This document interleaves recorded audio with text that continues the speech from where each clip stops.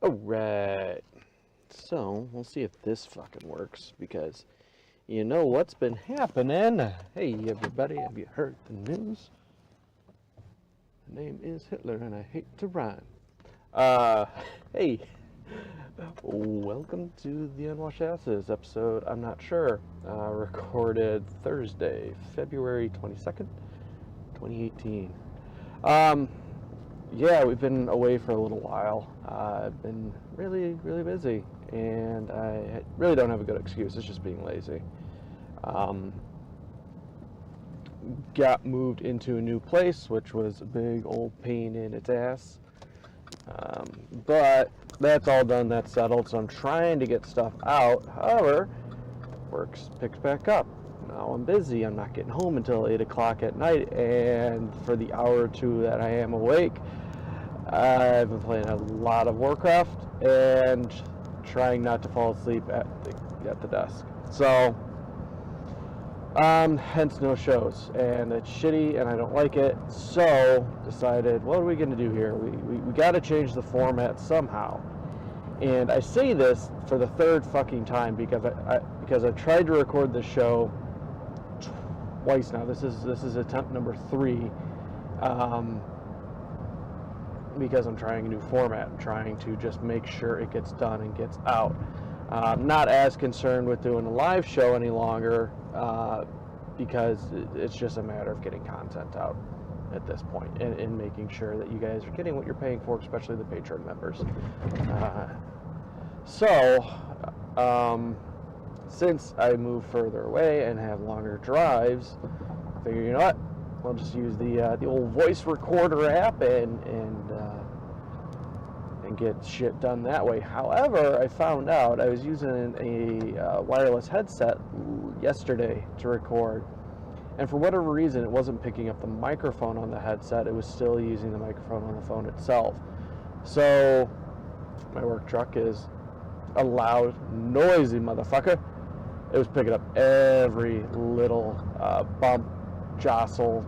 It was awful because it's not a quiet truck. I was hoping by having the microphone closer to my mouth it would work, and it probably would have if it was using that microphone. So went ahead and plugged in the old Skull Candy headset, and the test recording at least came back okay, and now that I'm in my personal car, it should be fine. So this one's going to be at least 40 minutes, I'm hoping.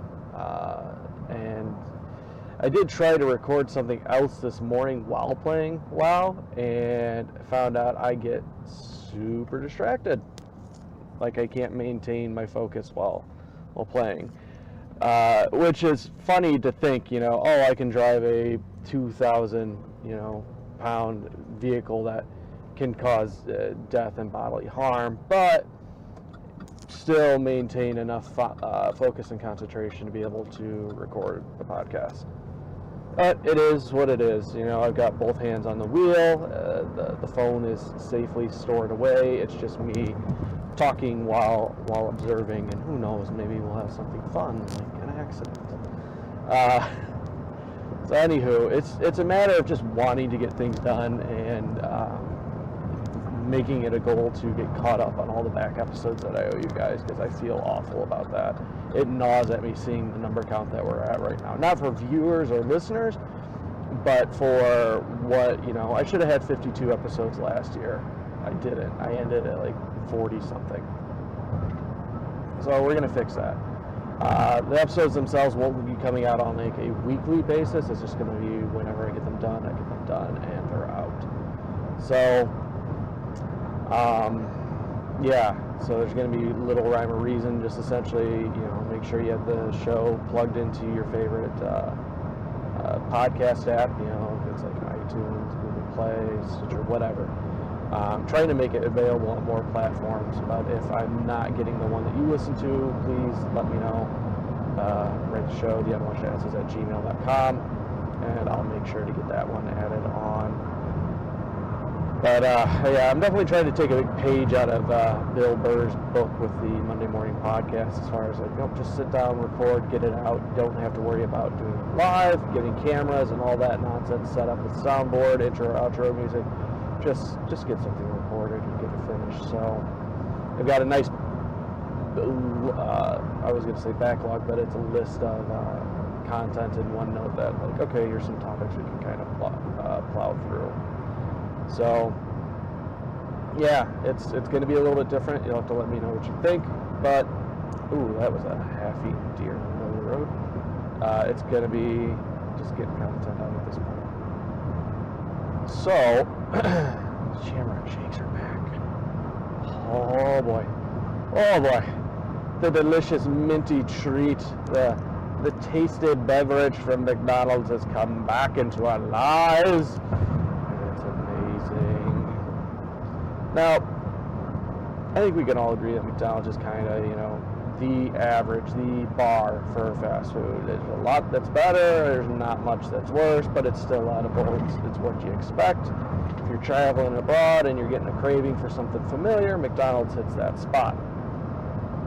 Now, their milkshakes have been contentious in my own life as far as quality is concerned. Now, I like my milkshakes a little bit runnier. I don't appreciate the thicker milkshake trend that's been coming about. I like my women thick, but I don't like my milkshakes thick. Because the big, it's kind of like other rules I have with food. I don't want to chew what's in my drink, and I don't want to drink what's in my food. That's why soup is this horrible amalgamation bastard that shouldn't exist. With milkshakes, I should be able to drink it easily through a straw. If I have to work for it a bit, I might as well have bought a fucking Frosty at that point. Give me a spoon and I'll just eat it like that. Or some French fries. Oh my god damn, do I love dipping my French fries into that delicious frosting. So, anywho, down a little bit, getting all worked up talking. Let's turn the fan up and cool it down. It's 28 degrees out, but still a little warm in here. Getting all amped up talking about milkshakes. So I remember back in the day when the milkshake at McDonald's was a pretty good consistency. It wasn't really like, it was a puree. There wasn't, you couldn't tell the individual components like, oh, here's the ice cream and here's the milk and the syrup. It's just like, nope, we have a machine, it's all processed, it comes out, it's one consistency. It was alright. It was kind of like thickened chocolate milk. And then they started a campaign several years back where it's like, oh, we've got triple thick milkshakes. Wasn't a fan. Couldn't drink it through a straw. Have to let it sit, whenever you get a drink and you have to let it sit for 10 to 15 minutes before it becomes consumable, like if you get a hot drink, Starbucks is terrible for doing this, where if you get a tea or something, they're using the same water that goes through like the Frappuccino machine, and it's not a Frappuccino, a cappuccino machine, and it comes out at 8 million fucking degrees. Same thing with the McDonald's milkshake, or really any other shake, where if you have to let it sit and melt a little bit so then it becomes consumable, again, you might as well have gotten a cup of ice cream, because the milkshake needs to exist in its own separate universe as far as consistency is concerned. And people don't realize, oh, well, I ordered a milkshake, but what I really wanted was ice cream. Because when I want my delicious, tasty beverage, I want it then, at that exact moment. I don't want to let it sit and wait. So the triple thick milkshake is what got me off the McDonald's shakes entirely. I'm like, you know what, I'm done. I don't want to deal with this nonsense anymore. I can't have this hassle in my life. Until, the Shamrock shake came back around. Now, the Shamrock shake, if you consider what it is, it's just McDonald's milkshakes with a little bit of mint flavoring thrown in there. And usually because they don't clean out the machines, you get a little bit of chocolate at the bottom of your cup. Because it's what they should do is just have a little disposable cup. You pump, when you're switching from one type of shake to another, like chocolate to mint, just get whatever is left in that nozzle shot out into the disposable cup, and then you can get nothing but the Shamrock shake into the customer's cup. But they don't do that at a lot of these places, so you always get a little bit of chocolate at the bottom, which isn't awful, but it throws off the whole view. I want mint. But again, when you consider what a Shamrock shake is, it's just a mint shake in McDonald's consistency. It shouldn't be as good as it is. It shouldn't be a delicious treat from heaven. A little taste of manna in your life to restore your health and magic power. Yet it is. It's kind of like the McRib that they have going on now. I'm a little biased in this regard because I'm not a fan of the McRib. It's the same type of paste, like, okay, well, here's our milkshake paste, here's our McRib paste. They shit it out into a vaguely rib-shaped mold, put it in between some terrible French bread, and then, douse it in their shit barbecue sauce, and like, okay, there you go, there's your McRib. And people go bananas for it. But if you're getting a McRib anywhere else, you would say this, you'd know it's the garbage that it is. You'd call it out. But the key, what McDonald's has been able to successfully do here is, wow, that's really loud. We'll have to crank this down a little bit in the post edit. Look at the levels here. What they do is they put it on a limited release. They say, okay, well, I don't know how long the McRibs are around. We'll just say, here's your month of the McRib, and people go fucking ape shit for this. They go in, they're like, oh, I got to get my McRib, and they're getting, at least one a day, maybe two. And the same thing happens to me with the Shamrock Shake. If it was sold anywhere else, you consider other, every fast food joint for the most part, aside from like Taco Bell, has a milkshake. They have an ice cream machine. And if it's just a mint shake, that's the one that gets ordered the least. That's why it's not in regular rotation at other restaurants. You got chocolate, vanilla, and sometimes you get a strawberry for the weird outlet. Although strawberry shake sounds amazing right now. So it's that timed release that makes it special, that makes you want it. I mean, it used to be a thing where the Shamrock Shake was only available for a hot month. The month of March. You got your St. Patrick's Day. Get your Shamrock Shake, and that's where my Shamrock Shake, consumption just goes through the roof. It's obscene how much of this shit I consume. And you look at the calorie count, it's about $3 some odd a pop for it. I could easily spend, $30 a month just consuming Shamrock Shakes. And I guess when you look at it that way, it's not terrible, but it's that caloric intake. I made it a goal. Get to 200 pounds this year or under. Under is going to be like the stretch goal, but 200 pounds is where we want to get to. And consuming a bunch of fucking Shamrock Shakes for 1 month isn't helping. What also isn't helping it is that they rolled out the fucker early.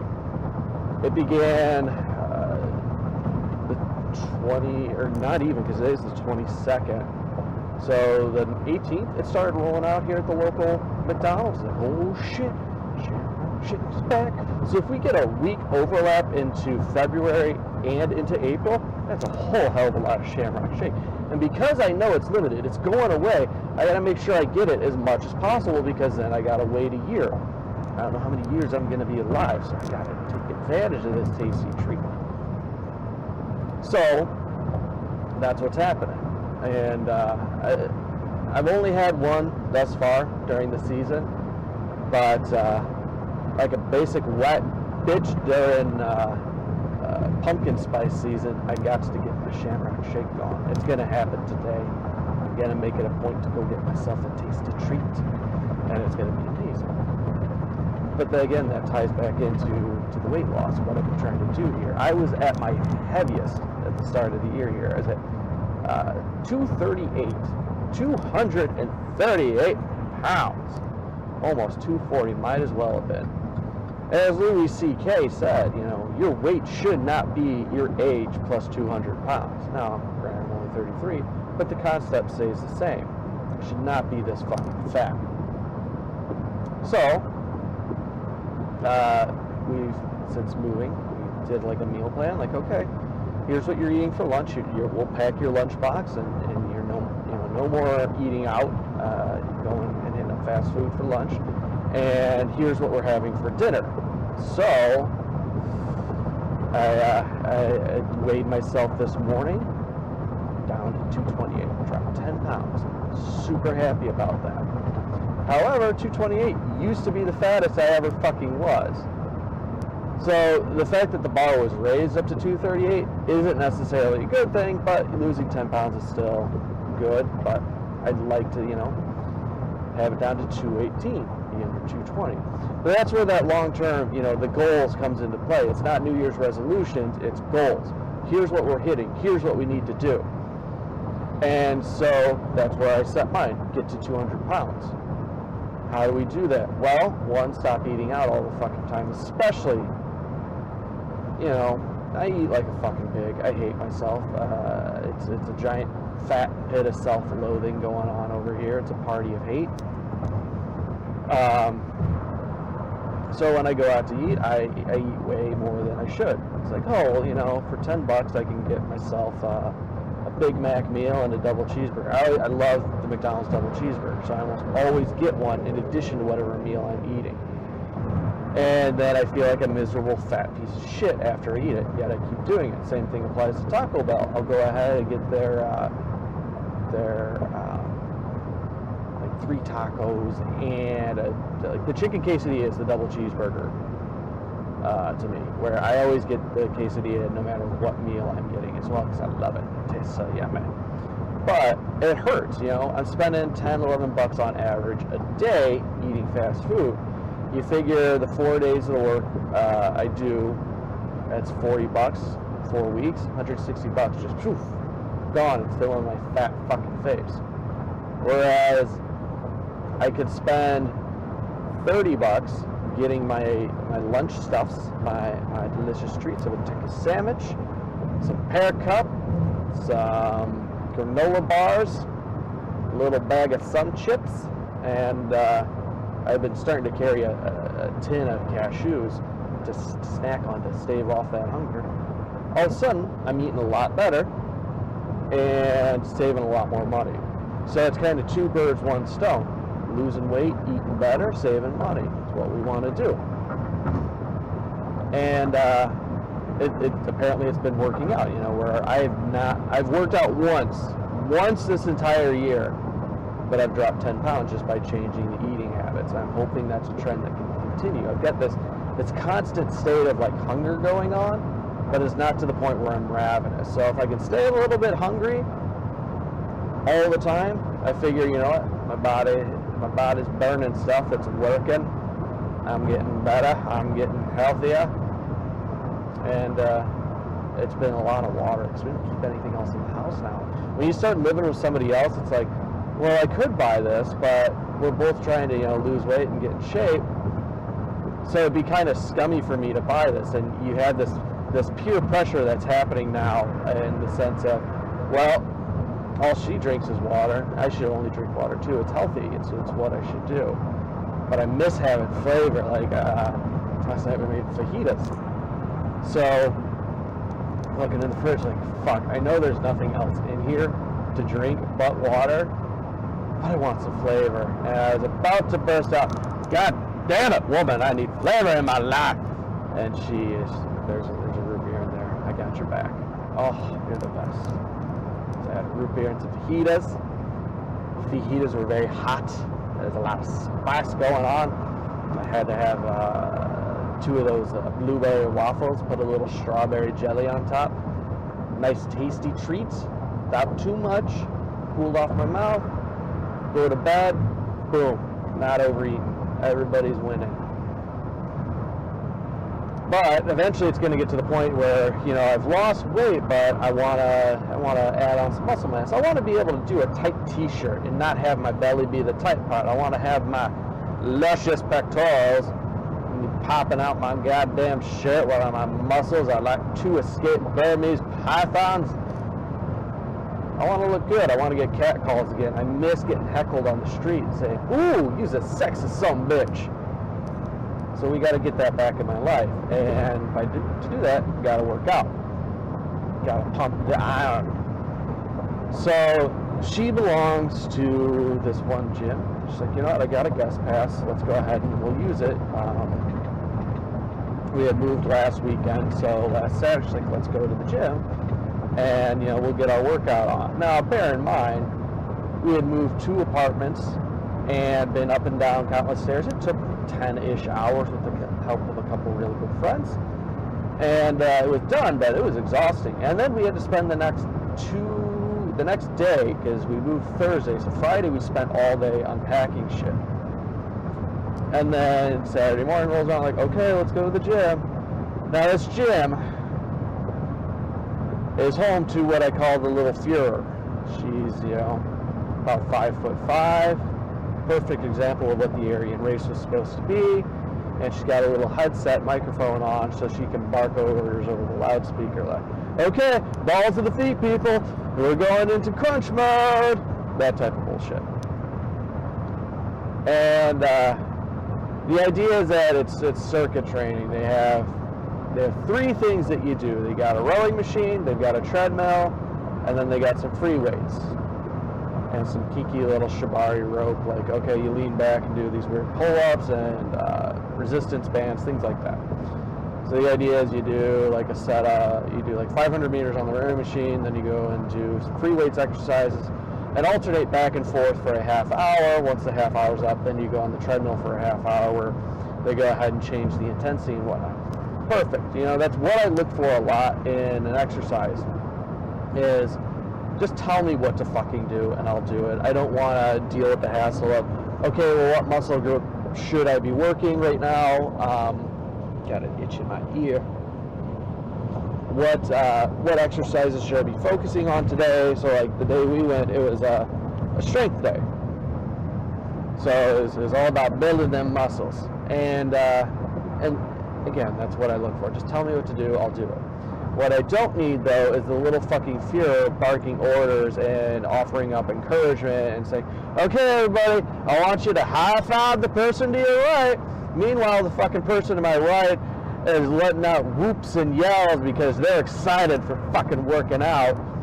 And they're throwing up jazz hands, and we got a trainer there on his day fucking off going, that's my jam, love this song, to a bunch of pop hits that have been sped up to where the point is that you can't recognize the tempo anymore, but it's supposed to get you excited. Instead, in my animal-like brain, it induces a sense of panic. And why the fuck is this truck only doing 60? You ass. It's 70 on this interstate here. Don't do 60. Don't do 60, you piece of shit. So I agree with the workout. I like the workout. I like, it tells you what to do, but I don't like the fucking mentality and the attitude of the people there and the construct behind it. Like, who gets excited to work out? Exercising is awful. Let's stop lying to ourselves. It's a terrible fucking experience. You're getting hot, you're hurting yourself, you're getting winded. It's an hour of pure agony. Now, we can all agree, we like the results, we like how we feel after in an exercise. Like, oh shit, I got this sense of pride, I did this thing, I feel great about myself. But the actual act of it's miserable, and there's no sense in kidding ourselves. Like, unless you've somehow tricked your brain, and maybe that's what these people have done. They tricked themselves into believing, oh, my legs aren't aching, that's me getting a boner. That's how they get through the workout. I don't know. But I can't agree with that mentality. The whole, if you're really into fitness and taking care of yourself, good for you. But it's kind of like when you get the Jehovah's Witnesses coming around knocking on your door. Keep that shit to yourself. I know I may have stepped into your domain, but I'm not a bright, sunny person. You can tell by the general scowl on my face. Don't be coming up to me like, hey, how's it going, buddy? You should be keeping your back straight and doing this. Just let me fucking do my thing. Let me do my thing. I know how free weights work. I know how a rowing machine works. I know how a treadmill works. So, all said and done, they've got a heart rate monitor on you the entire time, and they've got a set of TVs up on the wall, and so it's got everybody's statistics, because everybody loves metrics and numbers and data and how to judge themselves accordingly. Like, oh, I burned X number of calories, I guess I'm that good, or I have this many followers on Twitter, or I got this number of listens and downloads on SoundCloud. That's how good of a person, that's how I judge it. Like, metrics determine how good of a person I am. And being the giant pit of self-loathing that I am, if the numbers aren't, good, I feel worse about myself. Like, oh well, and I got 12 downloads this month. I guess I'm a big piece of shit. I got 14 last month, so we're on a downward trend. I guess I should go kill myself now. And same thing, like we have scorecards at work. Like, okay, I'm technically the worst technician on this team now. Started off really strong, but despite putting in my best effort every day and working really hard, the metrics on the scorecard don't lie. I am the worst technician on this team. And you start to believe it. You start to get a little down on yourself. And yeah, it's an awful experience. So having that artificial goal or that standard you're being set against, like, oh, well, Tony over there, Tony's a fat motherfucking piece of shit. Somehow he burned 1,100 calories in an hour. I only burned 800 plus. Now Tony, in my fucked up mind, is better person than I am. And it drives me insane, but it also feeds into that self-loathing. Of course he's a better person than you are. You're a lazy piece of shit. I don't give a shit that your body hurts and you're winded and everything's awful. You should have worked harder. And that's how it goes. So at the end, because it's I'm on a guest pass and they're trying to sell me membership, we have the little 18-year-old trainer come up in her yoga pants and her Chewbacca-like unibrow. Like, hey, what's going on, buddy? So here's your numbers. You burned 800 plus calories. For guys, we want between 700 and 1,000 on average, so you did good there. You see that little green bar? That's your active fat burning. So we want this at like 25. You're at 37, so you really exceeded in there. However, when we look at the yellow one, that's more the long-term fat burning, and we want that at 12. You're only at 7, so you probably want to work on that, get that number up, so you get better effect out of the workout. Like, fuck you. Fuck you. I busted my ass. To the point where I'm winded. There wasn't a point where I'm like super slacking off. Run till I get a pain in my side, then ease it on down.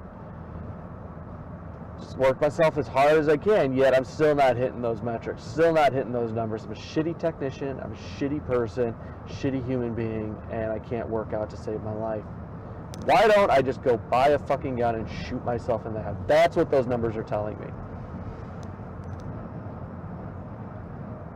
And she's like, because I've been a runner, not recently, but since middle school, cross country, track, I can run. That's one thing I can do and can do fairly well. I've got extremely good posture.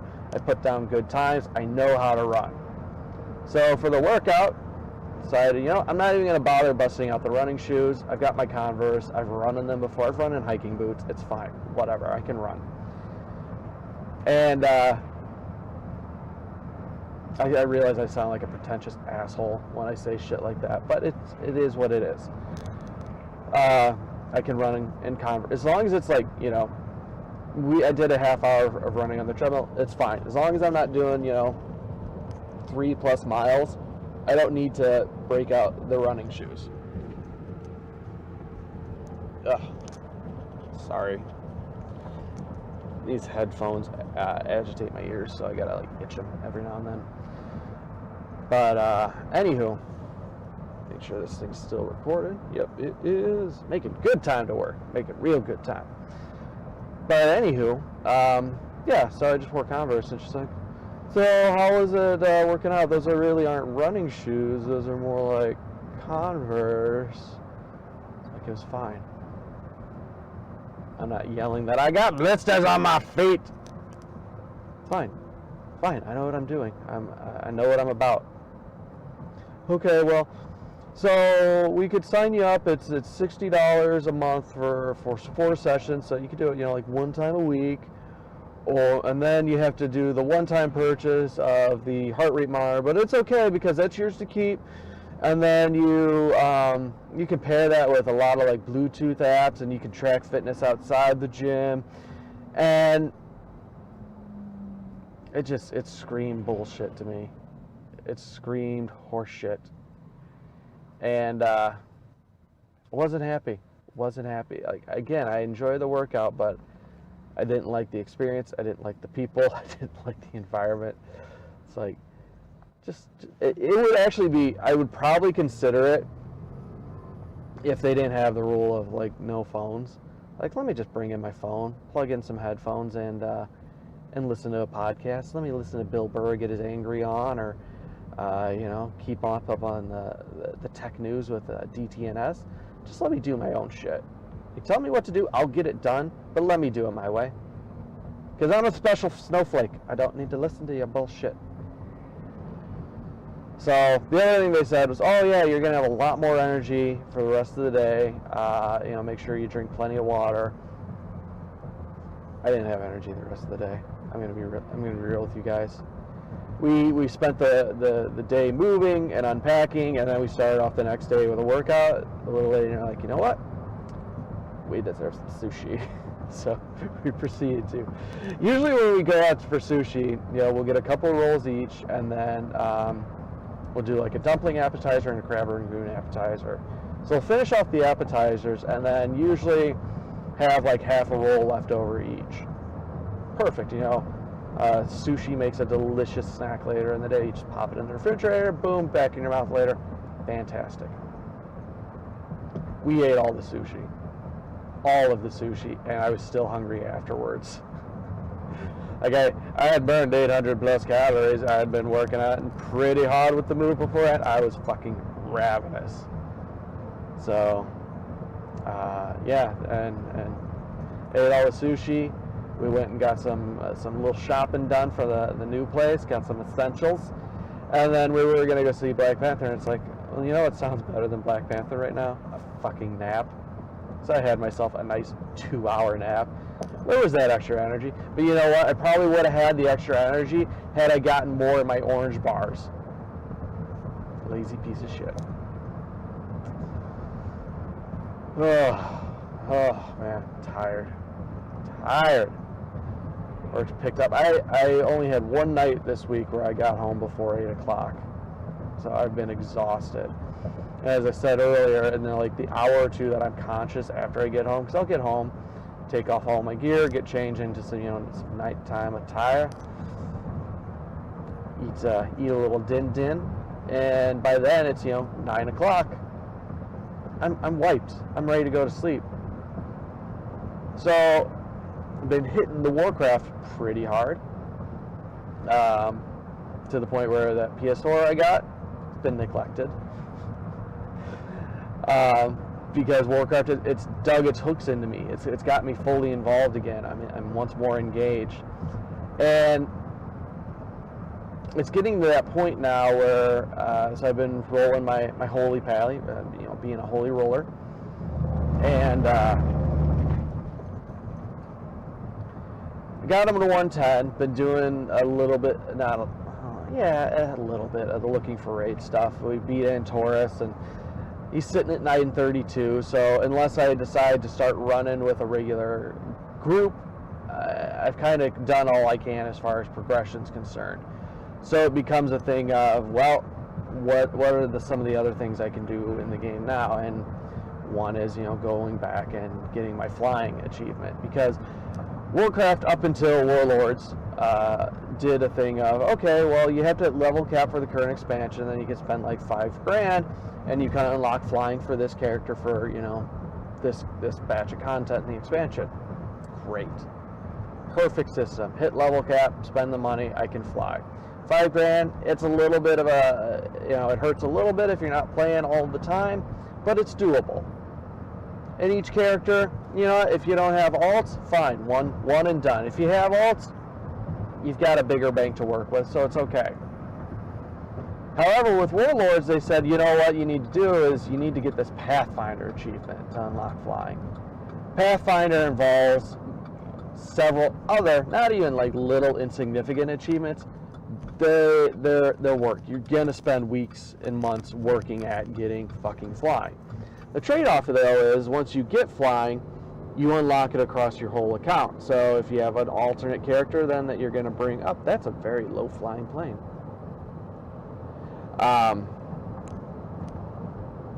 And he's going back up. What the fuck's he doing? So if you get the achievement, you unlock it across all your characters. So if you do have alternates, they can roll into the new expansion content without having to hit max level or do anything else. Just boom, they can automatically fly.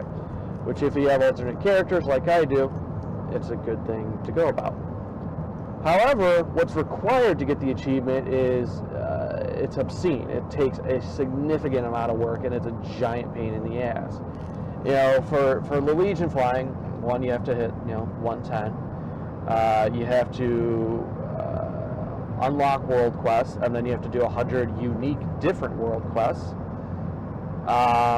You have to complete all the storyline elements, which is okay. Essentially, make sure you complete an entire zone. Like in its entirety, it's complete. There's not much left over except for world quests or maybe little insignificant things. The bitch of this, though, the crux of it, is that to complete one of the storyline quests for Suramar, it took me 3 weeks to get through that bullshit. And this was after they took off the rep gating. So, for Shamrock, it used to be like, okay, well, you have to be this certain rep to unlock this batch of quests to progress the storyline. And it just took fucking forever. Took goddamn forever. So when I roll into it after they take those off, still takes fucking forever. Now, Shamrock could be a great piece of content. It's just because of the fact that it's mandated to get flying and it becomes a slog and a chore to do, I begin to hate it. Suramar's gorgeous. It's one of the prettiest zones in the game. It's a fully fledged city with a whole new race of elves. The Highborn. Pretentious ass. Like fucking, they get along with the Blood Elves just fine. They're dicks. I don't like them. I fucking hate them. So with Suramar, you have to, begin outside the city, find a couple crack fiend elves because they're addicted to magic, and then you have to, feed their crack addiction to progress quest line, build up a tiny little insurrectionist army, infiltrate the city, and then spend the latter half of the content in disguise, which would be, cool and all, except there's a bunch of guards, because it's a demon-controlled city, that if you spend literally more than 1 second next to them, the disguise drops, and all of a sudden you got to start killing everybody.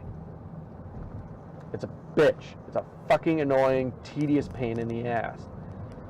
So, I did. I completed the storyline there. However, I got the achievement for the storyline, but there's still more story to do. You open up the insurrection storyline, which, you complete that, you get a mount. A mount I'm never going to fucking ride, but I want it. I want it because of what it says. It's that it is taking a trophy. It is me vanquishing this enemy, slaying it, and saying, this is what I've received. This is proof that I've done this. And so I did. Rather than keep working on the other aspects of flying, I finished off this Suramar piece of shit ass fucking pain in the ass story. And got it done. And I have this mount. And I keep it on my action bar like, I could ride it. It's there. It's staring me in the face. I've done this. But I don't ride it much. Mostly because it's got this weird fucking throne. It's like, picture a purple, bluish panther with like electricity arcing and a little glow, and then he's got a chair mounted right on top of him. It looks dumb, and that's what you get. So I don't ride it, and I have it. Every now and then I pop it out like, yes, I did that. And that is one thing that Warcraft does well, is that it gives you this sense of accomplishment. It gives you a feeling of pride, like, I did this. What you're doing might be a pain in the ass. It might take, a little more time than you want to do. It might be arduous. But when you do it, you do. You're like, okay, I feel good. I have accomplished something. And I feel that's what Pathfinder is going to be for me. So in addition to doing the storyline, then you have to hit revered status with the different factions. It's like 5 or 6 different factions in Legion. The only way to level it up is to do world quests. World quests are your new dailies, and you're doing the same ones over and over again. And that's where I'm at right now. I've got 4 factions left to hit revered, and then I complete Pathfinder Part 1. Pathfinder Part 2 is more of the same bullshit, and then I finally get flying. Oh, fuck me. Fuck me. But that's gonna do it. That was how long did we spend doing this here episode? 40 minutes. That's good enough. That's a decent sized episode. So we'll get this one uploaded. I'll have to check the audio quality. If I have to record it a fourth time, I might just give up because that's frustrating. And then we'll be good to go. So I'm not even going to tell you what I'm going to shoot for, but yeah. So if you want to write the show, theunwashedasses@gmail.com, theunwashedasses@gmail.com. Otherwise, check your podcast feeds. We'll get these up as soon as possible. Toodles.